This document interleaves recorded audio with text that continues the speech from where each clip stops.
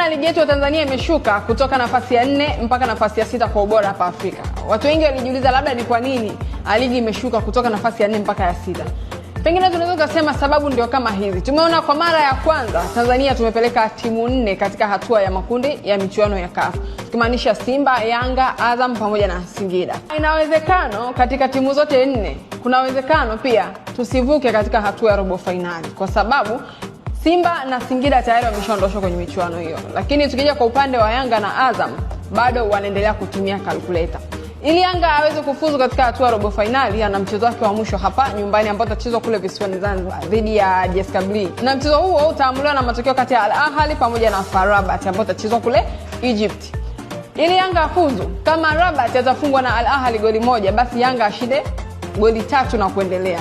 Lakini Yanga akitoa sare basi atakuwa ametolewa. Ina maana kwamba Yanga anachohitaji ni ushindi tu, lakini kwa Rabat yeye ambaye ndio anawania kati yake yeye na Yanga mmoja aende, yeye anahitaji hata sare tu anaweza akafuzu. Tunaona ugumu kwa timu zetu ambazo zimeenda hatua ya makundi kwa mara ya kwanza kabisa katika historia ya ligi yetu ya Tanzania katika michuano ya CAF. Lakini kusema ligi yetu imeshuka, pengine hii ndio sababu, kwa sababu kwenda pia hatua ya robo finali kuna alama ingeongezeka kwenye zile ranking.